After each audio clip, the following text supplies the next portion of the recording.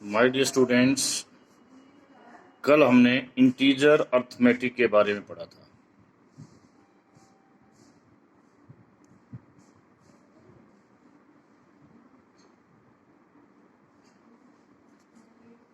आज हम उससे आगे चलते हुए पहले कुछ डिटेल से इंटीजर अर्थमेटिक को पढ़ेंगे, फिर कुछ रियल अर्थमेटिक पढ़ेंगे, फिर character arithmetic and then mixed arithmetic.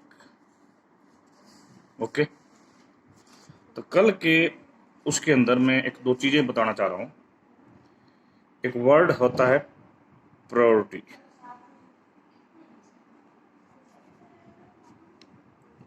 Operators,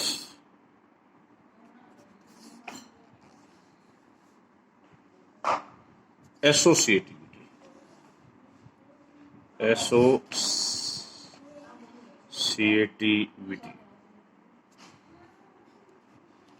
bracket को हमने फर्स्ट प्रायोरिटी देनी है, but it will be from right to left. Okay, second priority हमने देनी है प्रोडक्ट, डिवीजन और रिमाइंडर में से दोनों सब पहले आ जाता है, but left to right. Third priority हमने देनी है प्लस माइनस को, वो भी लेफ्ट टू राइट। और फोर्थ प्रायोरिटी हमने देनी है असाइनमेंट को, वो भी लेफ्ट टू राइट। अब जैसे कि कल का क्वेश्चन था, उस क्वेश्चन को मैं लेके चल रहा हूं ताकि आपको बात क्लियर हो जाए।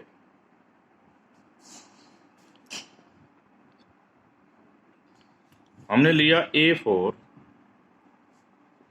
B2 C2। सबसे पहले आपको कहा कि ये निकालो, तो हमने लिखा, इसका मीनिंग आ गया 4 2 2।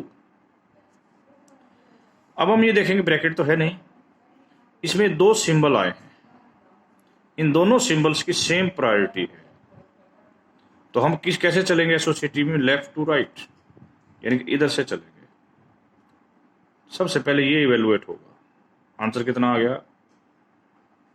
2/2, देन 2/2 इज 1, तो it's answer is 1।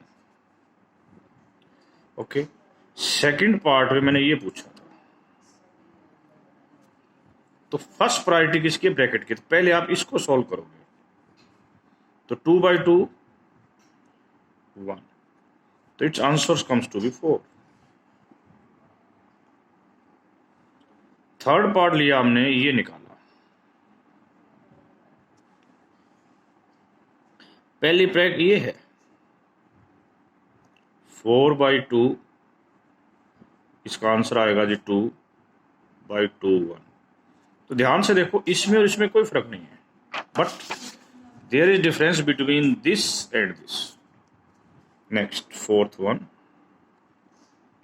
A + B/C। देखिए, अब इसमें दो सिंबल हैं, प्लस और एक डिवाइड। आपके हिसाब से प्रायोरिटी ज्यादा किसकी है? देखो, इन तीनों की सेम प्रायोरिटी है और ये प्लस वाले की कम है। इसका मतलब पहले हम ये करेंगे और इसको भी हम चलेंगे लेफ्ट से राइट। तो 4 + 2 / 2, तो answer is 4 + 1 and is 5। Fifth, A / B + C। अब देखिए, इसकी प्रायोरिटी बट नेचुरल ज्यादा है, तो 2 आएगा पहले, फिर 2 + 2 कितना आ जाएगा? 4। Sixth, A / B/C। इसकी प्रायोरिटी ज्यादा है, तो यहां आ जाएगा पहले 4, नहीं सॉरी, इन दोनों की प्रायोरिटी सेम है, तो दोनों की सेम है, तो जो लेफ्ट टू राइट चलना है, जो लेफ्ट में आया, लेफ्ट में डिवाइड आया, तो पहले क्या होगा? 4/2 2 नाउ 2, तो आंसर इज 4। तो इस प्रकार हम प्रायोरिटी के बेस पर चलेंगे। First thing priority and then associativity. Associativity का मतलब क्या है? देखो, जैसे दोनों चीजें सेम प्रायोरिटी की थी, तो पहले प्रेफरेंस किसको देना है? एसोसिएटिविटी के आधार पर। एसोसिएटिव कहां से कहां है? लेफ्ट टू राइट, तो हमने लेफ्ट टू राइट के आधार पर चलना है। करेक्ट? ओके, अब हम चलते हैं फ्लोट। ये फ्लोट क्या है? एक्चुअली में इसे हम रियल अर्थमेटिक बोलते हैं। क्या बोलते हैं? Real arithmetic. ठीक है, मैं कोड दिखा रहा हूं, देखिए।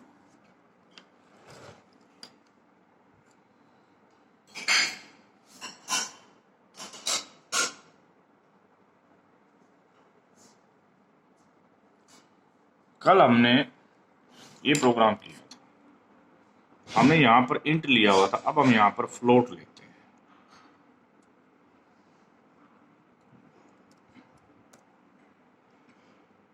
ठीक है, फ्लोट को प्रिंट परसेंटेज डी से नहीं, परसेंटेज एफ से किया जाता है।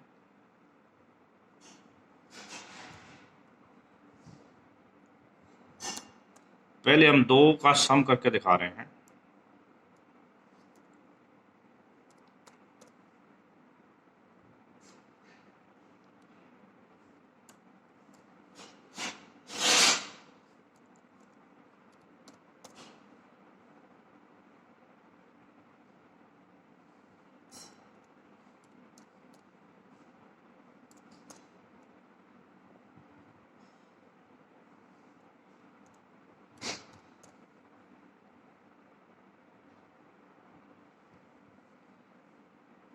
देखिए क्या हुआ, पहला नंबर 10 था, दूसरा नंबर -3 था, दोनों का सम कितना आया? 7।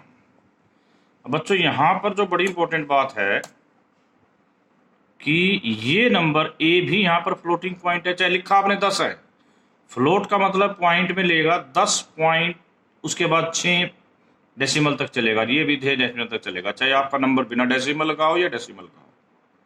एक छोटी सी चीज बता रहा हूं मैं अब, डिवाइड।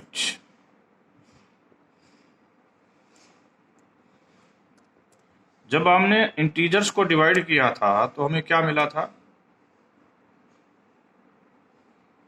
10 को -3 से डिवाइड किया था तो हमारा आंसर आया था बच्चों -3। अब क्या आएगा वो देखिए।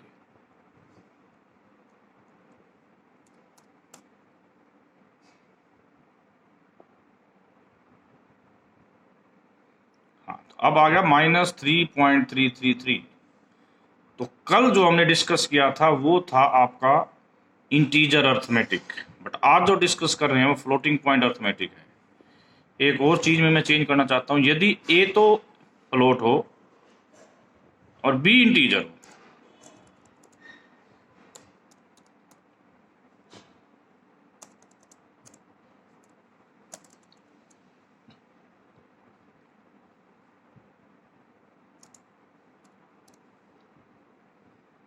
तब क्या होगा? बी आपका क्या है? इंटीजर।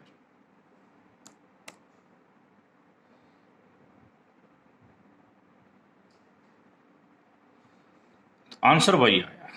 क्या मतलब? देखो मतलब ये है कि यदि ए और बी में से एक भी फ्लोट हो गया तो हम यहाँ पर ये मान के चलते हैं कि इंटीजर की कैटेगरी छोटी है और फ्लोट की कैटेगरी बड़ी है।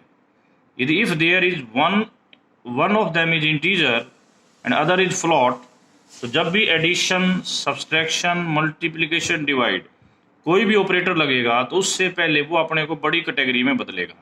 यानी इंटीजर अपने आप को फ्लोट में बदलेगा, क्योंकि दोनों में से यदि एक भी फ्लोट है तो एडिशन करते हैं तो भी हमें 2 नंबर चाहिए होते हैं, सब्सट्रैक्शन करते हैं तो भी, प्रोडक्ट करते हैं तो भी, सभी चीज़ों में 2 नंबर चाहिए होते हैं। तो हम उसको क्या करते हैं? पहले बड़ी कैटेगरी में बदलते हैं। करेक्ट?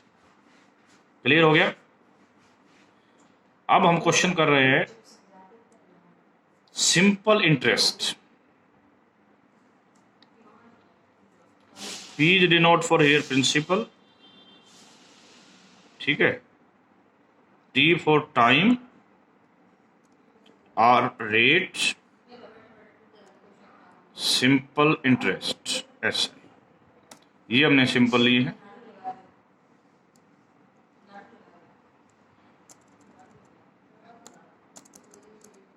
वैसे तो जर्नली प्रिंसिपल, हमने प्रिंसिपल लिख लिया है जी 1050। ठीक है, टाइम लिखा हमने 3 ईयर, 3.5 ईयर ले लिया।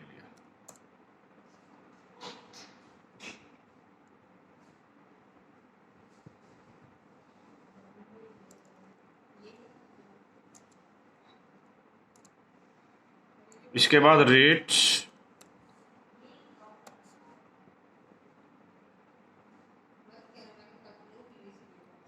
10.35। अब सिंपल इंटरेस्ट जो हम कैलकुलेट करेंगे वो होता क्या है, principal into time into rate divide by 100। But एक बड़ी इंपॉर्टेंट बात है, हम जो फार्मूला लिखते हैं ना वो ऐसा होता है बच्चों,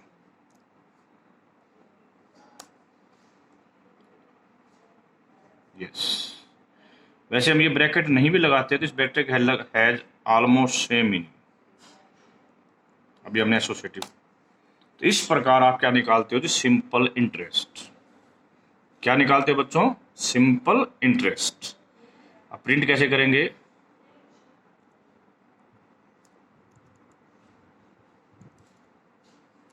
SI equal to percentage F.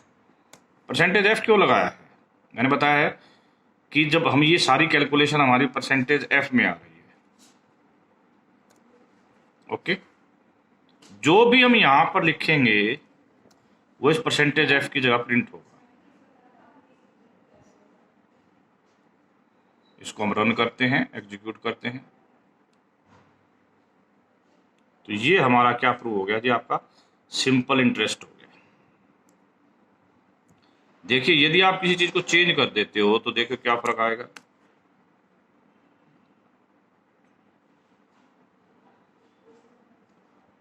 या बट आपने जब एटीएम्स वगैरह से स्लिप निकाली होगी तब आपका जो भी पैसे का हिसाब है वो 2 डेसिमल तक होता है, but here will be thing come up to the 6 decimal. आगे हम बताएंगे आपको कि इसको 2 डेसिमल तक कैसे कंक्लूजन में लेके आना है। बच्चों देखिए, कल हमने किया था आपके साथ डिस्कस इंटीजर अर्थमेटिक, आज हम आपसे डिस्कस कर रहे हैं रियल अर्थमेटिक। रियल अर्थमेटिक में एक जो चीज है, रियल अर्थमेटिक मैंने बताया दोनों में से यदि एक भी रियल है, रियल मतलब फ्लोट, तो आंसर फ्लोट में ही आएगा। क्या करेगा, दूसरी चीज पहले अपने आप को फ्लोट में बदलेगी और फिर एडिशन, सब्सट्रैक्शन, डिवीजन होगा, परंतु इसमें रिमाइंडर वाली चीज नहीं होती है। रिमाइंडर का जो थिंग है वो केवल एंड केवल किस में होती है जी, only applicable in the integer arithmetic. कोई डाउट हो किसी को? अब हम करेक्टर अर्थमेटिक की थोड़ी सी बात करेंगे। करेक्टर अर्थमेटिक की बात करने जा रहे हैं। ये करेक्टर होता क्या, पहले इसके ऊपर मैं थोड़ी सी डिटेल में बात करूंगा आपसे।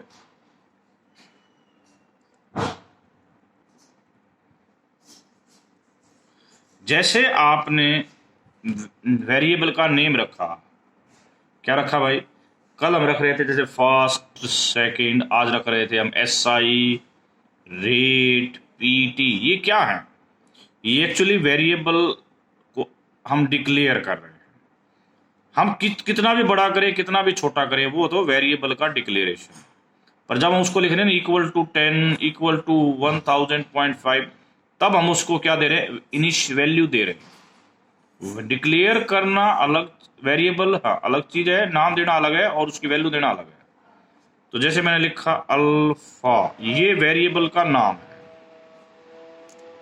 बीटा, ठीक है, इंट, एक्स वाई, ये सब वेरिएबल है। इनके रूल्स हैं कुछ, उनको ऊपर भी आप बुक में पढ़ोगे तो आपको मिल जाएंगे। अब किसी ने लिखा alpha equal to capital A। देखिए करेक्टर, जब भी आपने करेक्टर डिफाइन करना है वो ऐसी ब्रैकेट जो मैंने लिखी है, ऊपर वाला कोमा लिखा है, इस 2 कोमा के बीच में केवल सिंगल आएगा। वो डिजिट हो सकता है, स्मॉल अल्फाबेट हो सकता है, कैपिटल अल्फाबेट हो तो और भी कुछ हो सकते हैं।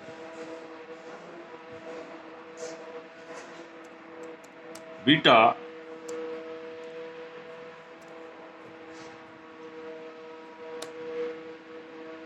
x is equal to 50 y is equal to 100।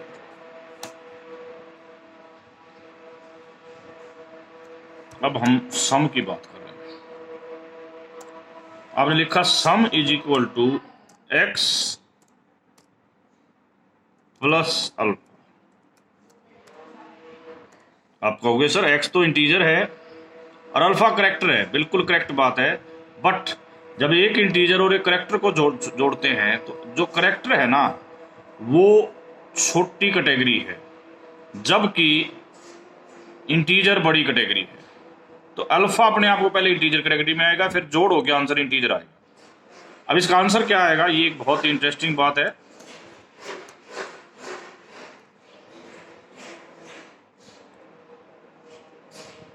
Answer किस में आना है, परसेंटेज डी में। क्यों, क्योंकि बड़ी